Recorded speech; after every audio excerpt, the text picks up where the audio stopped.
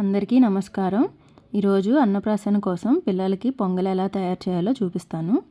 ముందుగా ఒక tea glass రైస్కి 2 టేబుల్ స్పూన్స్ పెసరపప్పుని 4-5 సార్లు మంచినీళ్ళతో శుభ్రంగా కడుక్కొని ఒక గ్లాస్ వాటర్ పోసుకొని నానబెట్టుకొని ఉంచుకోండి. ఇప్పుడు మన సాంప్రదాయం ప్రకారం ఒక ఇత్తడి గిన్నె తీసుకొని దానికి పసుపు రాసి కుంకుమతో బొట్లు పెట్టుకొని పూజించుకోండి.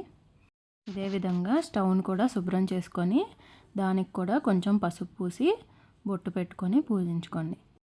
ఇప్పుడు మనము పూజించి పెట్టుకున్న ఇత్తడి గిన్నెను పెట్టుకొని మనం ముందుగా నానబెట్టుకున్న బియ్యము పెసరపప్పును వేసుకొని 2.5 గ్లాస్ నీళ్లు పోసుకొని ఒక 3/4 గ్లాస్ పాలను పోసుకోండి. తర్వాత మనము స్టవ్ వెలిగించుకొని ఈ ఇత్తడి గిన్నె మీద మూత పెట్టుకొని పొంగొచ్చే వరకు ఉడికించుకోండి. పొంగొచ్చినప్పుడు కొంచెం పొంగనివ్వండి.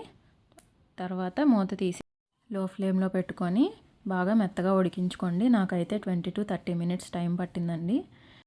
ఇప్పుడు ఇది బాగా ఉడికాక దీంట్లోకి టీ గ్లాస్ బెల్లం తీసుకున్నాను. అంటే బియ్యం ఏ టీ గ్లాస్తో తీసుకున్నాను, బెల్లం కూడా అదే టీ గ్లాస్తో తీసుకున్నాను. ఇప్పుడు బెల్లంని బాగా కరిగేలాగా కలుపుకోవాలి.